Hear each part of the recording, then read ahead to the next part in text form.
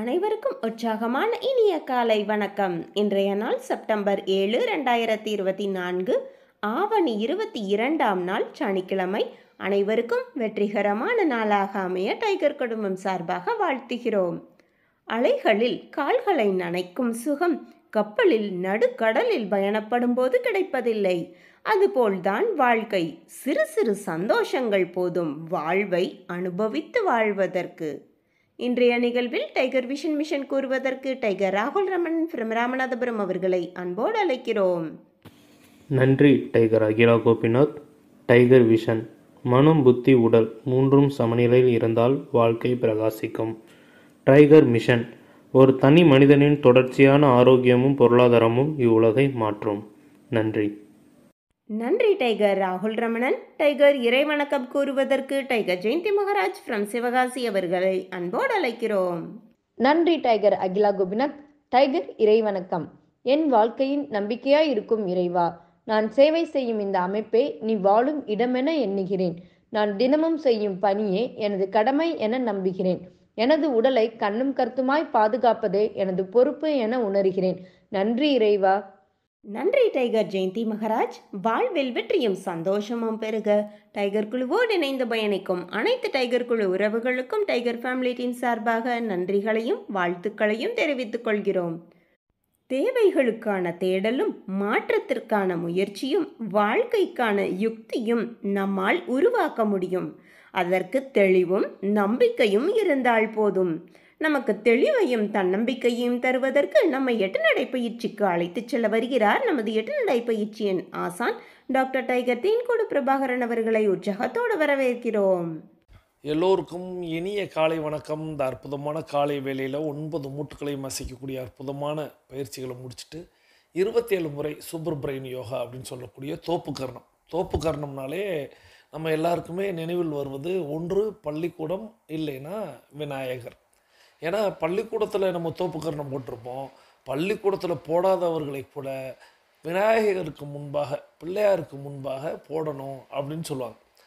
So இன்றைக்கி விநாயகர் சதுர்த்தி. உங்கள் எல்லாருக்கும் என்னுடைய விநாயகர் சதுர்த்தி நல்வாழ்த்துக்களை தெரிவித்துக்கொண்டு இப்போ நம்மளுடைய நடையை தொடங்கலாம். நம்ம நிறைய விஷயம் பேசலாம். இப்போது பெண்கள் அனைவரும் இடதுபுறமாகவும் ஆண்கள் அனைவரும் வலதுபுறமாகவும், அதாவது பெண்கள் லெஃப்ட் சைடிலும் ஆண்கள் ரைட் சைடிலும் முதல் அடியை எடுத்து வைத்து நடையை தொடங்குகிறோம். நடை இயல்பாக இருக்கிறது, நடை தளர்வாக இருக்கிறது, தோள்பட்டை தளர்வாக இருக்கிறது, கழுத்து குனியாமல் இருக்கிறது, கால்கள் ஒன்றுக்கு முன்பு ஒன்று வருவது போல் நடந்து கொண்டு இருக்கிறோம். கைகள் அதன் இசைவில் அசைந்து கொண்டு இருக்கிறது. சுவாசம் சீர்நிலையில் இருக்கிறது. எண்ணம் நேர்மறையாக இருக்கிறது. மனம் மகிழ்வுடனும் அமைதியுடனும் இருக்கிறது. ஒற்றை சிந்தனையாளர்கள் அத்தனை பேரும் ஒற்றுமையோடு ஒரே திசையை நோக்கி பயணித்து கொண்டிருக்கிறோம். நமது பயணம் வெற்றிகரமாக அமைய எல்லாம் வல்ல இறைவனை துணை கலைத்து கொண்டு தொடர்ந்து பயணிக்கிறோம். ஒவ்வொரு விடியலும் நமக்கு பல விஷயங்களை கற்றுத்தந்து கொண்டே இருக்கிறது. நாம் பெற்றுக்கொண்டே இருக்கிறோம். அதை வாழ்வில் பயன்படுத்தி வெற்றி கண்டு கொண்டே இருக்கிறோம். அவ்வாறாக இன்றைய விடியலும், அதாவது சனிக்கிழமை சதுர்த்தி விடியல், இந்த ஆவணி மாதத்தில் வரக்கூடிய சதுர்த்தியை, வளர்புரை சதுர்த்தியை விநாயகர் சதுர்த்தி அப்படின்னு கொண்டாடுகிறோம். இதை பற்றியெல்லாம் நிறைய இன்றைக்கி பேச போயிடும். ஸோ அப்படி ஒவ்வொரு நாளுமே நமக்கு, ஒவ்வொரு விடியலுமே நமக்கு இந்த உலகம் நிறைய விஷயங்களை கற்றுத்தந்து கொண்டே இருக்கும். நாம் அதை பெற்றுக்கொண்டே இருக்கிறோம். நிறைய செய்திகளை நம்ம நித்தம் உள்ளடக்குகிறோம். நீங்கள் டைகர் குழுமத்திலே பார்த்தீங்கன்னா ஒரு நாளைக்கு எனக்கு தெரிந்து குறைந்தபட்சம் ஒரு 10 செய்தி கிடைக்குது அப்படின்னா அதிகபட்சமாக 50 செய்தி கூட கிடைக்கும். இவற்றையெல்லாம் நாம் பெற்றுக்கொள்கிறோம். ஆனால் அதை வாழ்வில் பயன்படுத்துகிறோமா அப்படின்னா நிறைய நேரங்களில் நிறைய பேர் அதை தவற விட்டு விடுவாங்க. ஸோ அதனால் நான் ஒரு விஷயம் எப்பொழுதுமே எல்லாருக்கும் சொல்லி கொடுப்பது என்ன அப்படின்னா, நித்தம் நீங்கள் செஷன் அட்டன் பண்ணுறீங்க, நடக்கும்போது உங்களுடைய அறிவுக்கு, உங்களுடைய மூளைக்கு எவ்வளவு பதிவு செய்யப்படுமோ அவ்வளவு பதிவு செய்யப்படும். என்னை கேட்டால் 8 நடை நடக்கும் பொழுது அத்தனை விஷயமே பதிவாக மாறும். ஆனால் நாம் அன்றைய நாளில் ஏதேனும் ஒரு நேரத்தை ஒதுக்கி இன்றைக்கி நாம் என்ன கற்றுக்கொண்டோம் டைகர் குழுமத்தின் வாயிலாக அப்படின்னு ஒரு டைரியை எடுத்து எழுதணும். அந்த நீங்கள் எழுதும் போது தான் தெரியும் உங்களுடைய மூளையோடைய சக்தி, உங்களுடைய மூளை எவ்வளவு விஷயத்தை பதிவாக வைத்திருக்கிறது. இப்போ உங்கள்கிட்ட கேட்டோம்னா நேற்றைக்கு என்ன பேசணும் அப்படின்னு கேட்டோம்னா தெரியாது. அதே நேரத்தில் நேற்றைக்கு என்ன நடந்தது என்பதை நீங்கள் நேற்றைக்குள்ளாக நீங்கள் டைரியில் எழுதியிருந்தீங்க அப்படின்னா, உங்களுக்கு கிட்டத்தட்ட நான் 100% சொல்லியிருக்கிறேன் அப்படின்னா, நிச்சயமாக உங்களால் 75லிருந்து 85 விழுக்காடு உங்களால் எழுத முடியும். இது இயற்கை. ஏன்னா நம்மளுடைய மூளையோட சக்தி அப்படி. ஆனால் நம்ம விட்டுட்டு திரும்ப திரும்ப புதிய புதிய விஷயங்களை உள்ள நம்ம ஏற்றிக்கிட்டே இருப்பதனால நிறைய நேரங்களில் நிறைய விஷயங்கள் மறந்துடுது. இந்த மறதி அப்படிங்கிறது தான் ஒரு காலத்தில் வருங்காலத்தில் மிகப்பெரிய நோயாக வரும் அப்படின்னு சொல்கிறாங்க. இதை நான் அடிக்கடி சொல்லுவேன். இப்போது இந்த கொரோனா பெருந்தொற்று அப்படின்னு ஒரு பிரச்சனை வந்துச்சுல, இந்த 2020 காலகட்டத்தில் வந்தது எல்லாருக்குமே நினைவில் இருக்கும். அது பார்த்தீங்கன்னா பரவலாக அந்த நோய் கிட்டத்தட்ட ஒரு 50-60% தாக்கிவிட்டு சென்றது. அப்போது ஒரு நோய் பரவலாக உலகம் முழுவதும் பரவும் அப்படிங்கிறதுக்கு உதாரணத்திற்கு நான் அந்த நோயை சொல்கிறேன். ஆனால் வருங்காலத்தில் இந்த ஞாபக மறதி அப்படிங்கிற ஒரு நோய் பெருவாரியான நபர்களுக்கு வரும் அப்படின்னு சொல்கிறாங்க. நான் சொன்னது போல் 50%க்கும் மேற்பட்டவர்களுக்கும் வரும் அப்படின்னு சொல்கிறாங்க. அதற்கு காரணம் அப்படிங்கிறது நம்மளுடைய அறிவியல் வளர்ச்சியையும் எடுத்துக்காட்டாக சொல்லலாம். நம்மளுடைய ஆரோக்கிய வீழ்ச்சியையும் நம்ம எடுத்துக்காட்டாக சொல்லலாம். அறிவியல் வளர்வது உண்மையிலேயே நல்ல விஷயம். ஆனால் ஆரோக்கியம் வீழ்வது அப்படிங்கிறது, ஏன்னா அறிவியல் வளர வளர, இப்போது உதாரணத்துக்கு சொல்லணும் அப்படின்னா, நம்மளுடைய அன்றாட பணிகளை செய்வதற்கு இயந்திரமயமாக மாறிடுச்சு. எல்லா இன்க்ளூடிங் என் வீடு முதற்கொண்டு இயந்திரமயம்.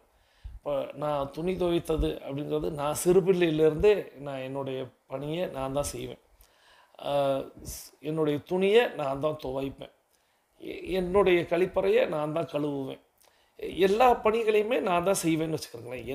என்னுடைய வேலையை நான் தான் செய்வேன். அது இப்போ வரைய நான் தான் செய்வேன்னு வச்சுக்கிறேன். ஆனால் இப்போது கடந்த எத்தனை ஆண்டுகள்ங்கிறது தெரியல, அந்த வாஷிங் மிஷின் அப்படின்னு சொல்லக்கூடிய துணி துவைக்கக்கூடிய இயந்திரத்தில் துவைக்க போட்டுரும். ஸோ அதுக்கடுத்து இன்னும் வீடு கூட்டுவதற்கு, தரை துடைப்பதற்குன்னு ரோபோ எல்லாமே வந்துருச்சு. அப்போது அறிவியல் வளர்ச்சி அப்படிங்கிறது நம்மளுடைய ஆரோக்கிய வீழ்ச்சிக்கு காரணமாக மாறுகிறது அப்படிங்கிறதுக்கு சொல்கிறேன்.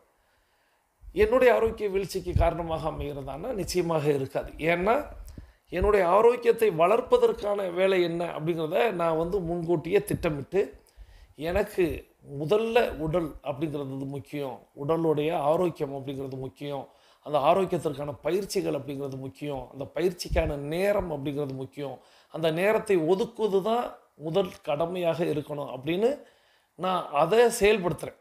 அப்போது நான் 8 நடை பயிற்சி மேற்கொள்கிறேன். என்னுடைய மனதிற்கான பயிற்சிகளை, எனது மூச்சிற்கான பயிற்சிகளை, எனது மற்ற விளையாட்டுக்கான பயிற்சிகளைன்னு அதற்கான ஒரு நேரத்தை காலை பொழுதுலையே எல்லோரும் தூங்கி எழுவக்கூடிய நேரத்துக்குள்ளாக, தூங்கி எழுவது அப்படிங்கிறது ஒரு 8 மணி வரை தூங்குறாங்கல்ல, அதற்குள்ளாக நம்ம காலை 3 மணியிலிருந்து நம்மளுடைய டைகர் குடும்பத்தையும் சேர்த்துக்கிறோமே, காலை 3 மணியிலிருந்து 8 மணிக்குள்ளாக இந்த பணிகளை ஃபுல்லாக செஞ்சிடுறோம். அப்புறம் நம்மளுடைய ரொட்டீன் வேலை. அப்போது நம்மளுக்கு இந்த மாதிரியான இயந்திரங்கள் அப்படிங்கிறது வரப்பிரசாதமாக இருக்கிறது. ஆனால் 8 மணி வரையும் தூங்குறவங்களுக்கு வீடு ஊட்டுவதற்கு, பாத்திரம் கழுவுவதற்கு, துணி துவைப்பதற்கு, மற்ற இன்னும் இந்த இயந்திரங்கள் எல்லாம் அவர்களுக்கு அது வசதியாக இருப்பதாக எண்ணுகிறார்கள். எழுந்து நம்ம என்ன பண்ண போகிறோம், எல்லாத்துக்கும் மிஷின் இருக்குது, எல்லாம் வேலை பார்த்துட்டோம் அப்படி. ஸோ இங்கே தான் அறிவியல் வளர்ச்சியை வீழ்ச்சி அடைய வைக்கிறார்கள் அப்படிப்பட்ட மக்கள் அப்படிங்கிறது. ஸோ அப்படி இந்த அறிவு சம்பந்தப்பட்ட ஒரு விஷயமும் அங்கே வீழப்படுகிறது. இன்றைக்கி சிந்திப்பது அப்படிங்கிறதே குறைந்து விட்டது. எதையாக இருந்தாலும் கூகுளில் சர்ச் பண்ணிக்கலாம், எதையாக இருந்தாலும் இப்போ மெட்டாவில் கேட்கலாம், எதையாக இருந்தாலும் ஏஐயில் சொன்னால் தந்துடும் அப்படிங்கிற ஒரு நிலைக்கு சமுதாயம் சந்ததி வந்துடுச்சு. இப்போது நம்மெல்லாம் மனக்கணக்கு அப்படின்னு ஒன்று வச்சுருக்கோம் அல்லவா, நாம் வச்சுருக்கோம். எதையாக இருந்தாலும் நம்ம வந்து ஒரு பெருக்கலோ வகுத்தலோ அல்லது வேறு மாதிரியான கணக்குகளோ எதுவாக இருந்தாலும் நம்ம மனக்கணக்கு அப்படின்னு போட்டுருவோம். ஆனால் இப்போ உள்ள குழந்தைகள்கிட்ட நீங்கள் சாதாரணமான ஒரு பெருக்கல் வகுத்தல் அப்படிங்கிற ஒரு விஷயத்த, ஒரு கூட்டலை கூட கேளுங்களேன், அவனுக்கு வந்து கால்குலேட்டர் அப்படிங்கிறது மொபைலில் அவன் மேலே வச்சுருப்பான், அந்த ஆப் வச்சுருப்பான், அதில் தட்டி பார்ப்பான். ஸோ அவனுக்கு அந்த மனக்கணக்கு அப்படிங்கிறது அவன் அவன் நம்மளை பார்த்து ஆச்சரியப்படுறான். எப்படி டோட்டல் போடுறீங்க அப்படின்னு கேட்குறான். இப்போ டோட்டல் அப்படின்னு நம்ம எழுதுகிறோம் அப்படின்னா அப்படியே மேலேருந்து வரிசையாக கீழே வரைய அப்படியே கூட்டிடுறோம். அது 4 டிஜிட்டோ 5 டிஜிட்டோ நம்ம கூட்டி முடிச்சுட்டு அவன் கால்குலேட்டரில் தட்டுறதுக்குள்ளே நம்ம 4 பக்கத்தை திருப்பிட்டு போயிடும். 4வது பக்க கணக்கையும் முடிச்சிருப்போம். அப்போ அவனுக்கு அது பெரிய ஆச்சரியமாக இருக்குது. அப்போது அதை நம்மளுக்கு எங்கே யார் கற்றுக் கொடுத்தார்கள் யோசிச்சு பாருங்கள். நம்மளுடைய ஆசிரியர்கள், நம்மளுடைய வாத்தியார்கள், நம்மளுடைய டீச்சர்கள். நான் வந்து வழக்கு மொழியில் பேசுகிறேன். என்னுடைய மிஸ்ஸுகள் தானே சொல்கிறோம். மிஸ்ஸு, டீச்சரு, வாத்தியார், சாரு, இந்த வார்த்தையில் தான் நம்ம அப்போ குறிப்பிட்டிருப்போம்.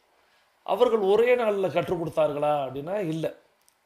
எனக்கு தெரிந்து இப்போ நாங்கள்லாம் மல்டிப்ளிகேஷன் அப்படின்னு சொல்லக்கூடிய அதாவது ஆங்கில வழியில் மல்டிப்ளிகேஷன் படித்தோம். எங்கள் ஊரில் உள்ள என்னுடைய சமகால நண்பர்கள் அவங்கெல்லாம் வந்து வாய்ப்பாடு அப்படின்னு ஒன்று படிப்பாங்க. அதாவது தமிழ் வழியில் படிக்கிறவங்க.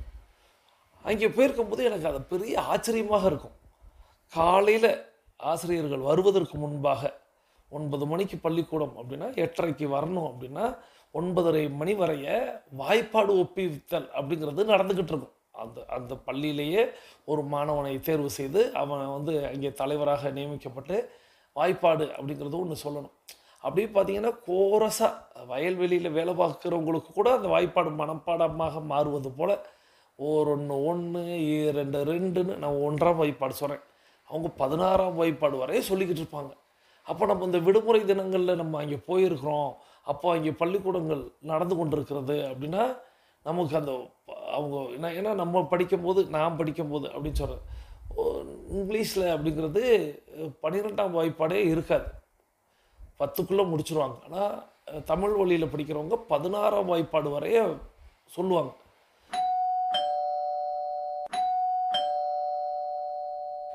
இதுக்கு பெயர் தான் தொடர் முயற்சி.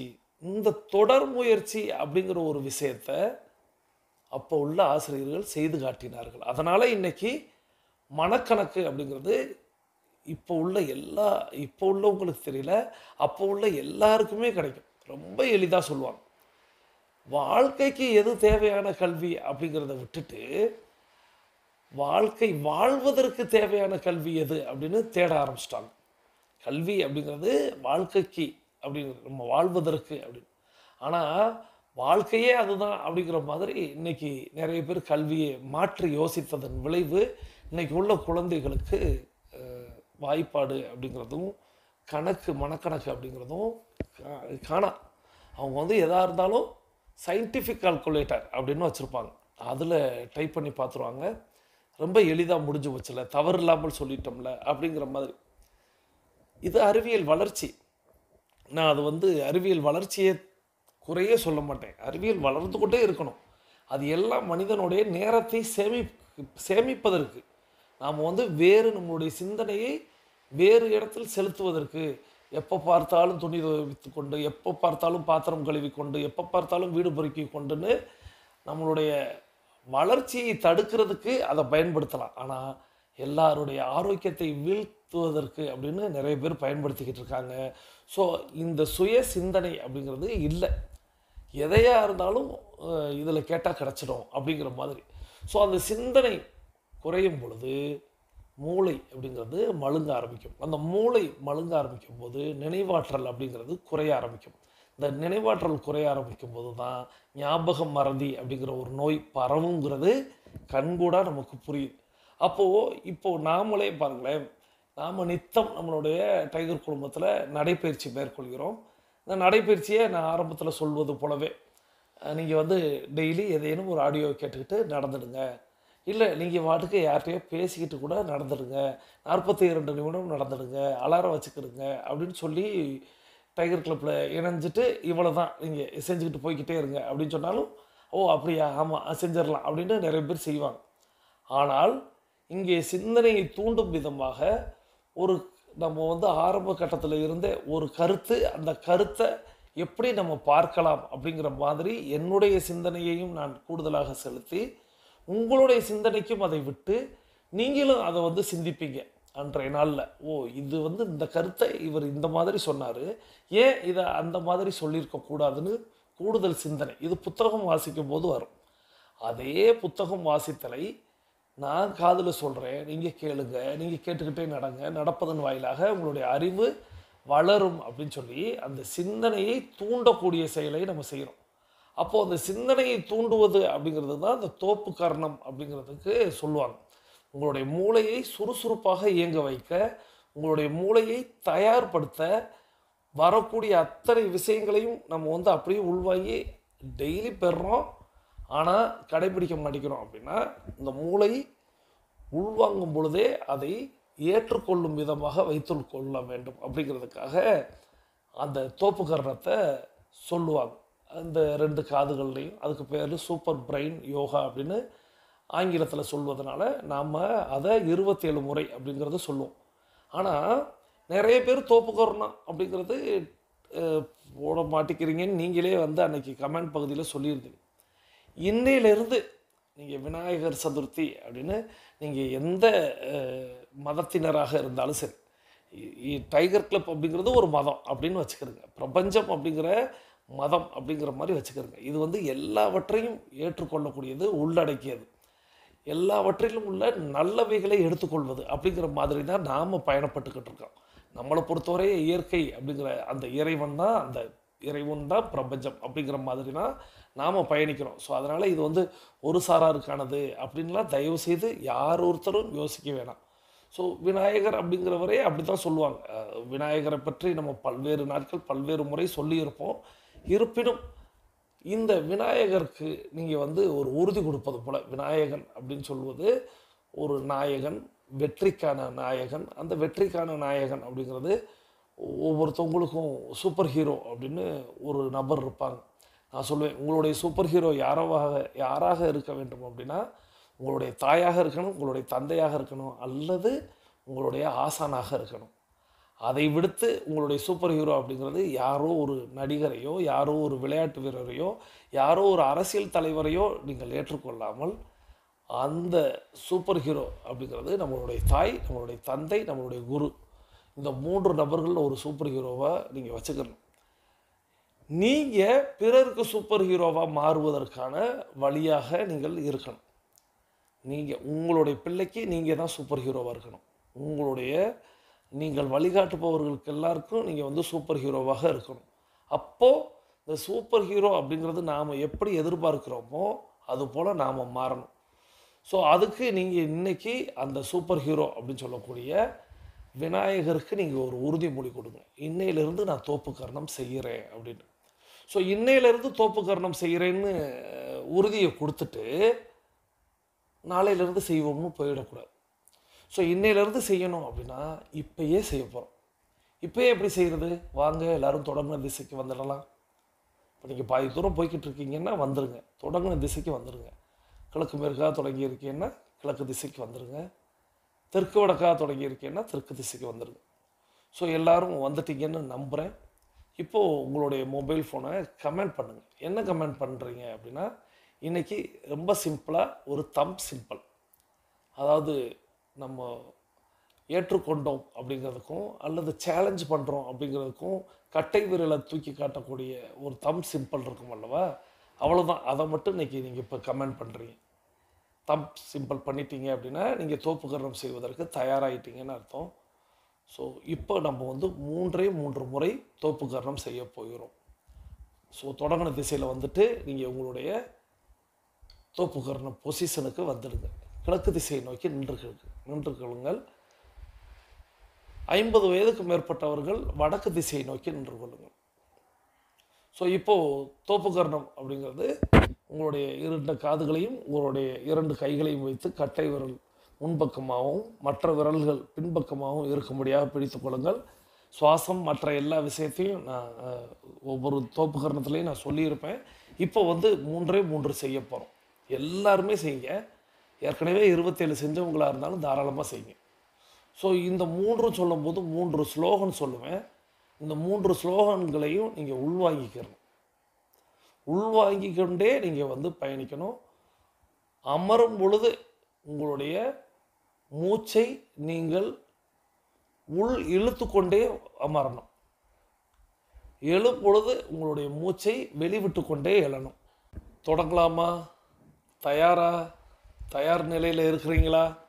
உங்களுடைய நாக்கை நீங்கள் தமிழ் அப்படின்னு சொல்லும்போது உச்சரிக்கும் போது அந்த நாக்கில் ஒரு மடிப்பு இருக்கும் அல்லவா, அதுபோல் வைத்துக்கொள்ளுங்கள். இப்போ மூச்சில் கவனம் இருக்கட்டும். நாக்கு அந்த மாதிரி வச்சுக்கிறங்க. கட்டை விரல் முன்பாக வரும்படி பார்த்து கொள்ளுங்க. இப்போது முதலாவதாக அமர்கிறோம். நான் ஆரோக்கியமாக இருக்கிறேன். இப்போ நீங்கள் அமர்ந்திருக்கீங்க. இப்போ மூச்சை விட்டுக்கிட்டே எழுந்துடுங்க. 1 முடிச்சாச்சு. நான் பொருளாதாரத்தில் உயர்ந்து கொண்டே இருக்கிறேன். இது 2வதாக நீங்கள் இப்போ செய்துட்டு எழுந்துட்டீங்க. நான் சிறந்த வெற்றியாளன். இப்போ 3வதையும் செஞ்சுட்டு எழுந்துட்டோம். இவ்வளோதான். 3. ஸோ 3 இன்னைக்கு தொடங்கி இருக்கோம். இது எவ்வளவு தொலைக்கு நீங்கள் அமர்ந்தீங்க, எழுந்தீங்க, இதெல்லாம் தொடங்கிட்டோம். இன்னையிலேருந்து குறைந்தபட்சம் 3ன்னு தொடங்கி 27 அப்படிங்கிறத செய்து கொண்டு வந்தால், தொடர்ந்து 8 நடைப்பயிற்சி அப்படிங்கிற ஒரு விஷயத்தை செய்து கொண்டு வந்தால், நிச்சயமாக நினைவாற்றல் அப்படிங்கிறது அதிகரித்து கொண்டே இருக்கும். ஸோ நினைவாற்றலை அதிகரிப்பதற்கான அற்புதமான பணியை தான் இந்த தோப்புக்கரணம் செய்கிறது. ஸோ அதனால தான் விநாயகருக்கு முன்பாக இதை செய்யணும் அப்படின்னு சொல்லுவாங்க. நாம் அற்புதமாக இந்த விநாயகர் சதுர்த்தி நாளில் நாம் வந்து செய்திருக்கிறோம். ஸோ உங்கள் எல்லாருக்கும் என்னுடைய விநாயகர் சதுர்த்தி நல்வாழ்த்துக்கள். தொடர்ந்து அந்த குருவுக்கான தட்சணையாக அந்த ஆசிரியர் தினத்துக்கு எனக்கு வழங்கணும் அப்படின்னு நினச்சி நிறைய சகோதர சகோதரிகள் நம்மளுடைய அறக்கட்டளைக்கு நன்கொடை வழங்குகிறார்கள். ஸோ அப்படி நேற்றைக்கு அனுப்பியவர்களுடைய பேர் பட்டியல்: சகோதரர் டைகர் கணேசன் ஃப்ரம் திண்டுக்கல். இவங்க சவுத் சோன் டைகர் கிளப்புடைய கேப்டன். சகோதரர் டைகர் கணேசன் ஃப்ரம் திண்டுக்கல். தொடர்ந்து சகோதரி டைகர் மாரிலட்சுமி ஃப்ரம் சென்னை. இவங்க சென்னை டைகர் கிளப்பில் உறுப்பினராக இருக்கிறாங்க. சகோதரி டைகர் மாரிலட்சுமி ஃப்ரம் சென்னை. தொடர்ந்து சகோதரி டைகர் லலிதா ஃப்ரம் குலசேகரம். இவங்க மார்த்தாண்டம் டைகர் கிளப்பில் உறுப்பினராக இருக்கிறாங்க. சகோதரி டைகர் லலிதா ஃப்ரம் குலசேகரம். தொடர்ந்து சகோதரி டைகர் விமலா ஃப்ரம் குலசேகரம். இவங்க மார்த்தாண்டம் டைகர் கிளப்பில் உறுப்பினராக இருக்கிறாங்க. சகோதரி tiger Vimala from Kulasekaram. So சகோதரர் டைகர் கணேசன் ஃப்ரம் திண்டுக்கல், சகோதரி டைகர் மாரிலட்சுமி ஃப்ரம் சென்னை, சகோதரி டைகர் லலிதா ஃப்ரம் குலசேகரம், சகோதரி டைகர் விமலா ஃப்ரம் குலசேகரம். அவர்களது குடும்பம் மகிழ்ச்சியோடும் ஆரோக்கியத்தோடும் செல்வ வளங்களோடும் இருப்பதற்கு எல்லாம் வல்ல இயற்கை இறைவன் பிரபஞ்சம் துணை நிற்கட்டும். அவர்கள் எண்ணியதெல்லாம் நடக்கட்டும். அவர்கள் கேட்டதெல்லாம் கிடைக்கட்டும். அவர்களது குடும்பத்தில் ஆரோக்கியம் நிலைத்திருக்கட்டும், ஆனந்தம் நிலைத்திருக்கட்டும். அவர்களுடைய பொருளாதாரம் உயர்ந்து கொண்டே இருக்க வேண்டும். அவர்களது பணி சிறந்து விளங்க வேண்டும். அதை எல்லாம் வல்ல இயற்கை இறைவன் பிரபஞ்சம் வழங்க வேண்டும் என்று கேட்டு நம்மளுடைய 21 நிமிடம் அப்படிங்கிறது நிறைவுக்கு கொண்டு வருகிறோம். அதாவது பேசிக் கோர்ஸில் இருக்கக்கூடியவங்களுக்கும் அட்வான்ஸ் கோர்ஸில் இருக்கக்கூடியவங்களுக்கும் இந்த 21 நிமிடம் அப்படிங்கிறது அதிமுக்கியமானது என்பதை நாம் அறிவோம். அவ்வாறாக முதல் 21 நிமிடங்களை நிறைவு செய்து தொடங்கின திசைக்கு வந்து விடுகிறோம். கிழக்கு மேற்காக தொடங்கியவர்கள் கிழக்கு திசையிலும் தெற்கு வடக்காக தொடங்கியவர்கள் தெற்கு திசைக்கு வந்து விடுகிறோம். நமது உள்ளங்கைகளை மடக்கி பார்க்கிறோம். இறுக்கமாக இருக்கிறது. விரலின் நான்களின் வண்ணங்களை பார்க்கிறோம். சிவப்பு வண்ணத்தில் மாறி இருக்கிறது. சுவாசத்தை சோதித்து பார்க்கிறோம். 2வது நாசியிலும் சுவாசம் வரக்கூடிய இந்த வேளையில் நாம் நமக்கு அருகில் இருக்கக்கூடிய குடிநீரை எடுத்து நிறுத்தி நிதானித்து ரசித்து ருசித்து பருகிக் கொள்கிறோம். தண்ணீர் பருகுதல் என்பது ஒரு கலை என்பதை நாம் அறிவோம். தண்ணீர் பருகும் பொழுது நீரை தவிர வேறு எதையும் நினைவோம். ஸோ நீர் பருகும் பொழுது நீரில் உங்களுடைய தன்மையை உணருங்கள். நீரின் தன்மையை உணருங்கள். நீரின் சுவையை உணருங்கள். நீரின் தட்பவெட்ப நிலையை உணருங்கள். நீர் உள்ளிறங்குவதை கவனியுங்கள். நீர் பருகி முடிச்சுட்டு உங்களுக்கு அருகில் இருக்கக்கூடிய மொபைல் ஃபோனை கமெண்ட் பண்ணுவதற்காக எடுத்துக்கொள்கிறீர்கள். இப்போ நம்ம என்ன கமெண்ட் பண்ண போகிறோம் அப்படின்னா, நிறைய பேர் இனிய காலை வணக்கம் சொல்லியிருப்பீங்க. இனிய விநாயகர் சதுர்த்தி நல்வாழ்த்துக்கள் சொல்லியிருப்பீங்க. ஒருவேளை சொல்லலை அப்படின்னா இந்த இடத்துல விநாயகர் சதுர்த்தி நல்வாழ்த்துக்களை எல்லாருக்குமே நீங்கள் தெரிவித்துக் கொள்ளலாம். இரண்டாவதாக, இப்போது நமக்கு நன்கொடை வழங்கின அந்த சகோதர சகோதரிகளுக்கு நீங்கள் வாழ்த்துக்கள் சொல்கிறீங்க, அவங்கள நீங்கள் ஆசீர்வாதம் பண்ணுறீங்க. சகோதரர் டைகர் கணேசன், சகோதரி டைகர் மாரிலட்சுமி, சகோதரி டைகர் லலிதா, சகோதரி டைகர் விமலா ஆகியோருக்கு உங்களுடைய வாழ்த்து செய்திகளை தட்டச்சு பண்ணுறீங்க. ஸோ இவ்வளோ தான் இன்றைக்கி நீங்கள் கருத்து சொல்ல போகிறது. இந்த 2 கருத்தும் மானசீகமாக சொல்லணும். விநாயகர் சதுர்த்தி நல்வாழ்த்துக்களையும் அதே போல் நம்மளுக்கு நன்கொடை வழங்கினவங்களுக்கும் நீங்கள் மானசீகமாக மனமோந்து நீங்கள் சொல்லணும்.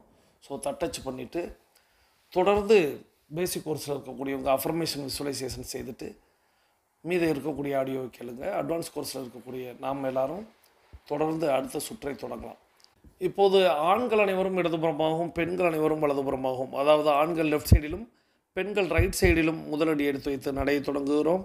நடை இயல்பாக இருக்கிறது, நடை தளர்வாக இருக்கிறது, தோள்பட்டை தளர்வாக இருக்கிறது, கழுத்து குனியாமல் இருக்கிறது, கால்கள் ஒன்றுக்கு முன்பு ஒன்று வருவது போல் நடந்து கொண்டு இருக்கிறோம், கைகள் அதன் இசைவில் அசைந்து கொண்டு இருக்கிறது, சுவாசம் சீர்நிலையில் இருக்கிறது, எண்ணம் நேர்மறையாக இருக்கிறது, மனம் மகிழ்வுடனும் அமைதியுடனும் இருக்கிறது. ஒற்றை சிந்தனையாளர்கள் அத்தனை பேரும் ஒற்றுமையோடு ஒரே திசையை நோக்கி பயணித்துக் கொண்டிருக்கிறோம்.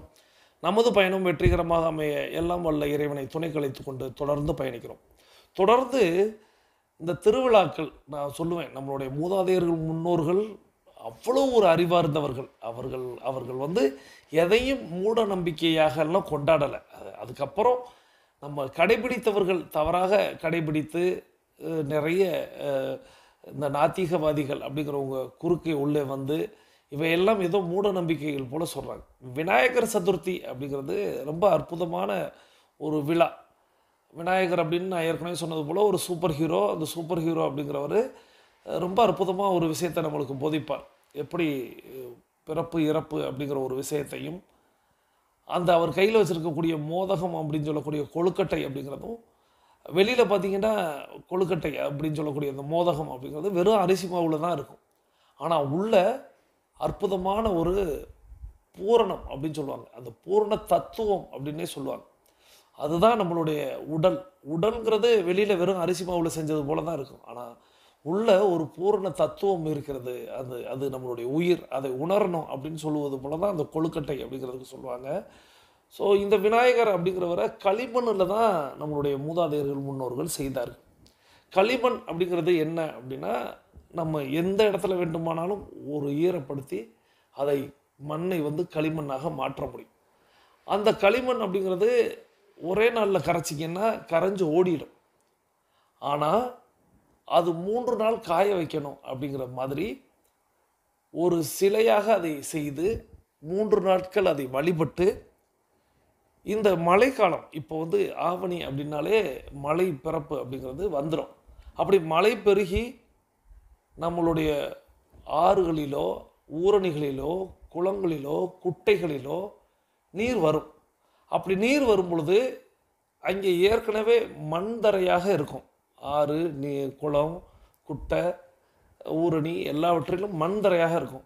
இந்த நீர் உள்ளே சேர்ந்துருச்சு அப்படின்னா இந்த நீர் நேரடியாக உள்ளே இறங்கிவிடும், பூமிக்குள் போயிடும். அப்போது பூமிக்குள் போக விடாமல் தடுப்பதற்கு வழி என்னன்னு யோசிச்சிருக்காங்க நம்மளுடைய மூதாதையர்கள். களிமண் அப்படிங்கிற ஒரு விஷயத்தை படுகையாக மாற்றினால், ஊரே சேர்ந்து ஒரு குளத்தில் களிமண் கட்டிகளை போட்டால் அந்த களிமண் அப்படிங்கிறது கீழே மண் படுகைக்கு மேலே ஒரு களிமண் படுகை வந்துருச்சு அப்படின்னா நீர் அவ்வளவு சீக்கிரம் உள்ளே உட்புகாமல் இருக்கும். ஆற்றுலையும் அதே தான், குளத்துலேயும் தான், குட்டையிலேயும் தான், ஊரணிலையும் தான்.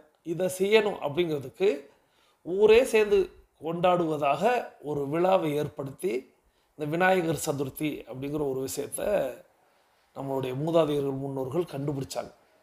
ஆனால் இன்றைக்கி அப்படியே தலைகீழாக மாறி அது பிளாஸ்டர் ஆஃப் பாரிஸில் எவ்வளோக்கு எவ்வளோ உயரம் தயாரிக்கிறோமோ அதை கொண்டு போய் கடலில் கரைக்கிறது அப்படிங்கிற மாதிரி. அதான் எதையோ பிள்ளையார் பிடிக்க அப்படின்னு ஒரு பழமொழி சொல்லுவாங்க அல்லவா. இன்றைக்கி பிள்ளையாரையும் இப்படி பிடிக்க ஆரம்பிச்சிட்டாங்க, பிளாஸ்டர் ஆஃப் பாரிஸில் செய்ய ஆரம்பிச்சிட்டாங்க. இன்றைக்கி நாம் நவீன உலகம் அப்படிங்கிறது இந்த குளம், குட்டை, ஊரணி இவைகளெல்லாம் கிராமங்களில் இருக்குது. நம்ம ஊரில் என்ன இருக்குது அப்படின்னா ஒன்றும் இல்லை. நம்ம ஊரில் கிணறு கூட இல்லை. அப்போது எல்லாருமே போர் ஆகிட்டோம். போர்னால் நான் சொல்கிறது தண்ணி இறைக்கக்கூடிய போர் அப்படின்னு சொல்லக்கூடிய. அப்போ நாம் என்ன தயாரிக்கலாம், நாம் என்ன செய்யலாம் அப்படின்னு சொல்லும்போது, நான் வந்து விநாயகர் சதுர்த்தி அப்படிங்கிறது மஞ்சள், ஏன்னா மஞ்சளில் பிடிச்சு வச்சுட்டாலே அவர் விநாயகர் தான் அப்படின்னு சொல்லுவாங்க. அது என்ன அப்படின்னா ஒரு உருவம் தான். ஒரு உருவம் அப்படிங்கிறது நம்மளுடைய கவனம் வேறு எங்கேயும் போயிடக்கூடாது. இப்போ நம்மளுடைய டைகர் லோகோவை நான் நித்தம் வெவ்வேறு ஷேப்பில் வச்சுக்கிட்டே இருப்பேன். வெறும் என்னுடைய தம்ப்நெயில் வந்ததே இல்லை. தம்ப்நெயில்னு சொல்லக்கூடிய ஸ்டிக்கர் அப்படின்னு சொல்லக்கூடியதில் எங்கேயுமே வெறும் இது வந்திருக்காது. எங்கேயாவது நம்மளுடைய லோகோ எப்படியாவது ஒரு பொசிஷனில் இருக்கும். அது ஏன் அப்படின்னா பிரபஞ்சத்தை ஒவ்வொரு நாளும் உங்கள் கண்ணில் விடிய காலையில் நான் பதிக்கணும். அதான் என்னுடைய வேலை. பிரபஞ்சம் அப்படிங்கிறது உங்களுக்கு நினைவுக்கு வரணும்.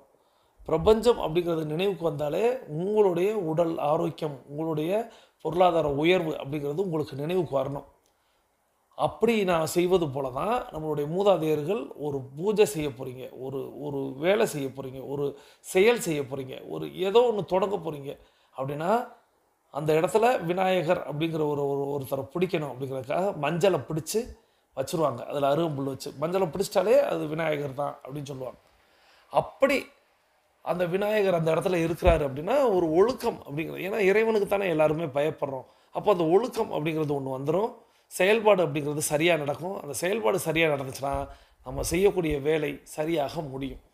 ஸோ இப்படித்தான் நம்மளுடைய மூதாதையர்கள் ஒரு ஆன்மீகத்தை கொண்டு வந்து அதில் புகுத்திட்டாங்க. ஆனால் அதுக்கு பின்னாடி அறிவியல் அப்படிங்கிறது தான் இருக்கும் அப்படிங்கிறத நானே பல்வேறு முறை சொல்லியிருப்பேன்.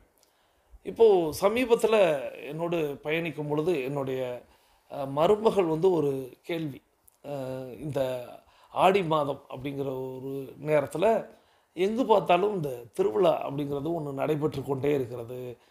அதுலேயும் இந்த முளைப்பாரி திருவிழா அப்படிங்கிற ஒரு திருவிழா நடைபெறுது, அதோடைய தத்துவம் என்ன அப்படின்னு கேட்டாங்க. ஸோ அப்படி கேட்கும் பொழுது நிறைய நேரங்களில் நான் சொல்லுவேன், என்னுடைய குருநாதர்கள் சொல்லி கொடுத்தது, என்னுடைய புத்தகங்கள் நான் வாசித்தது, என்னுடைய பெரியவங்கள்ட்ட நான் வந்து சில நேரங்களில் பேசி கொண்டிருப்பது, இந்த மாதிரியான விஷயங்கள் எல்லாம் என்னுடைய மூளையில் பதிவாகி அதுதான் சில நேரங்களில் வெளிப்படும். இவற்றுக்கு ஏதேனும் சான்று இருக்கிறதா அப்படின்னா நிச்சயமாக இல்லை. நான் வந்து சொல்லிடலாம், இல்லை இது நானாக தான் சொல்கிறேன் அப்படின்னு சொல்லிடலாம், நானாகவும் சொல்லலாம். ஆனால் வந்து நானாக சொன்னாலும் அது வந்து ஏற்றுக்கொள்ளும்படியாக இருக்குமாங்கிறதுனா எனக்கு தெரியாது. ஆனால் அவங்க கேட்கும்போது ஒரு விஷயத்தை நான் சொன்னேன், அது சரியாக இருக்குதா அப்படிங்கிறத நீங்கள் தான் சொல்லணும். இந்த முளைப்பாரி திருவிழா அப்படிங்கிறது ஏன் கொண்டாடப்படுகிறது அப்படிங்கிற ஒரு முளைப்பாரி திருவிழாங்கிறது நீங்கள் எல்லாருமே கேள்விப்பட்டிருப்பீங்க. மற்ற ஊர்களில் இருக்குதா என்னன்னு தெரியல. மதுரை, ராமநாதபுரம், சிவகங்கை, புதுக்கோட்டை, தஞ்சாவூர், இந்த பக்கம் திண்டுக்கல், விருதுநகர்லையும் பாதி ஊர்களில் இருக்கும்னு நான் நினைக்கிறேன். மற்ற ஊர்களில் நீங்கள் இருந்துச்சுன்னா உங்கள் ஊரில் இருக்குது அப்படிங்கிறத நீங்கள் சொல்லுங்கள். நான் விட்டுட்டேன் அப்படின்னு சொல்லக்கூடாது, எனக்கு தெரிஞ்சதை வச்சு நான் சொல்கிறேன். ஸோ இந்த முளைப்பாரி திருவிழா அப்படிங்கிறது என்ன அப்படின்னா மாரியம்மனுக்கு கொண்டாடுவாங்க. அது ஆடி மாதத்தில் கொண்டாடுவாங்க. மாரியம்மன் அப்படிங்கிறது அதனுடைய பெயர்லேயே நம்மளுக்கு தெரியும், மாரி அப்படின்னு சொல்லுவாங்க. மாரினா மழை, மழையை வேண்டி ஒரு விழா அப்படின்னு நம்ம எடுத்துக்கொள்ளலாம். மாரியம்மன் அப்படிங்கிறது நம்ம நீர்நிலைகளுக்கு எல்லாவற்றுக்குமே நம்ம வந்து பெண்ணாக வழிபடுவோம். அதனால் மாரியை பெண்ணாக நாம் வழிபடுவதனால் அதை மாரி அம்மன் அப்படின்னு நம்ம குறிப்பிடுகிறோம்.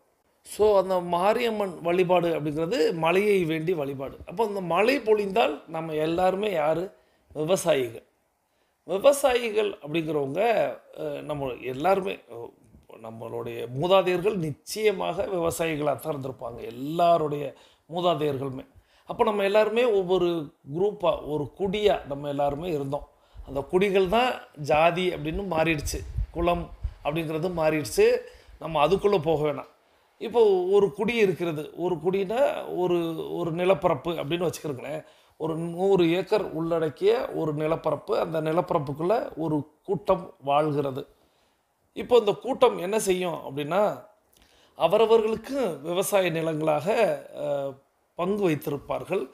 அந்த பங்குகளில் விளைவதை அவர்கள் எடுத்துக்கொள்வார்கள். அந்த நிலங்களை அவங்க தான் உழுவாங்க, அவங்க தான் பாடுபடுவாங்க, அவங்க தான் அதை விளைவித்து கொண்டு வருவாங்க. இப்படி ஒவ்வொருத்தவங்களும் ஒவ்வொரு விதமாக வேலை பார்ப்பாங்க. என்னுடைய வேலை ஒரு மாதிரி இருக்கும், உங்களுடைய வேலை ஒரு மாதிரி இருக்கும், அவருடைய வேலை ஒரு மாதிரி இருக்கும். அதாவது வயல்வெளிகளில் சொல்கிறேன்.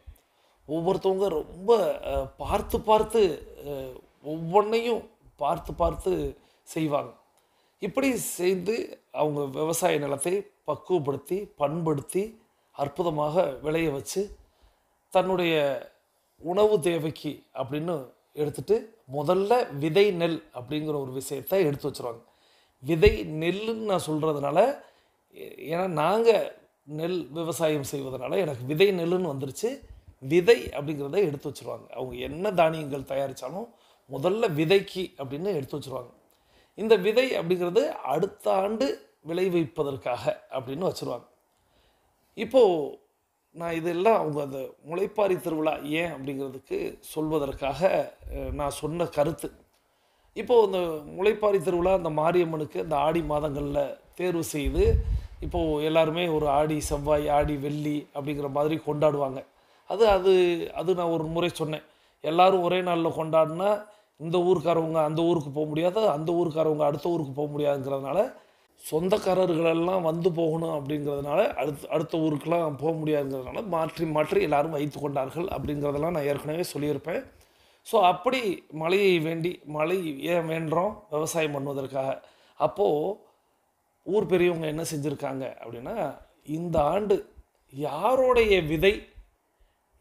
விதை நெல் இல்லை யாருடைய தானியம் சிறப்பாக இருக்கிறது அப்படிங்கிறத சோதிப்பதற்காக இந்த விழா. நீங்கள் பார்த்துங்க, முளைப்பாரி திருவிழா அப்படின்னா எல்லார் வீட்லேயும் இருந்து ஒரு மண் கலயம், மண் சட்டி அப்படிங்கிறது கொண்டு வரணும். அந்த மண் சட்டிகளில் அவரவர்களுடைய பெயர்கள் எழுதப்பட்டிருக்கும்.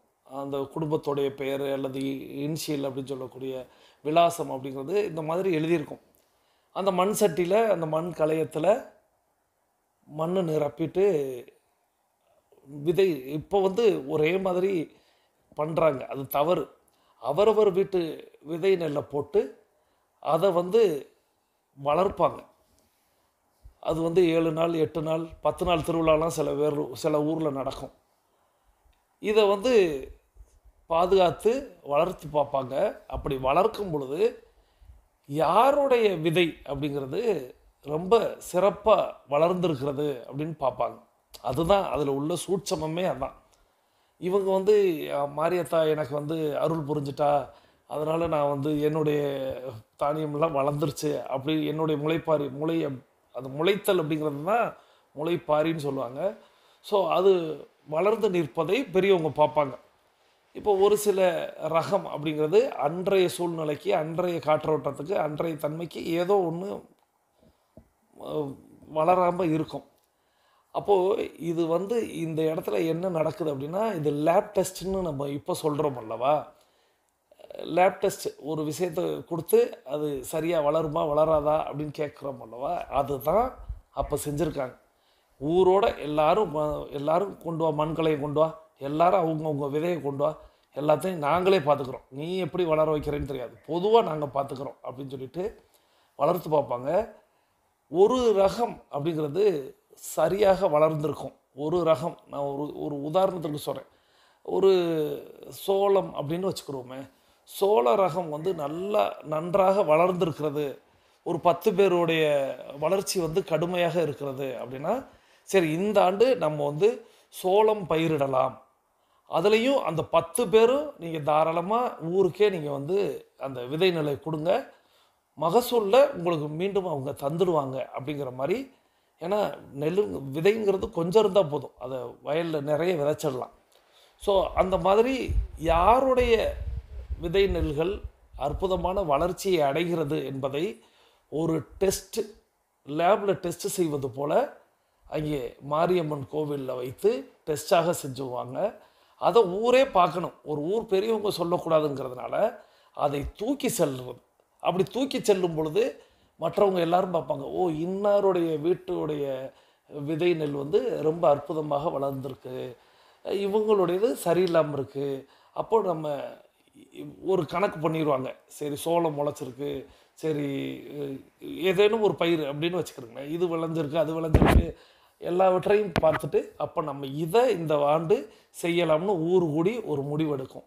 இந்த ஆண்டு நம்ம வந்து இந்த விதை நெல்லை வச்சு நம்ம விவசாயம் பார்த்தோம் அப்படின்னா நம்மளுக்கு மாரியும் பொழிஞ்சிடும், அந்த மாரியின் விளைவாக நம்மளுடைய விவசாயமும் பெருகிடும் அப்படிங்கிற ஒரு விஷயத்தை தான் முளைப்பாரி திருவிழாவாக கொண்டாடினார்கள் அப்படின்னு நான் வந்து போகிற போக்கில் என் மருமகளுக்கு சொல்லிட்டேன்.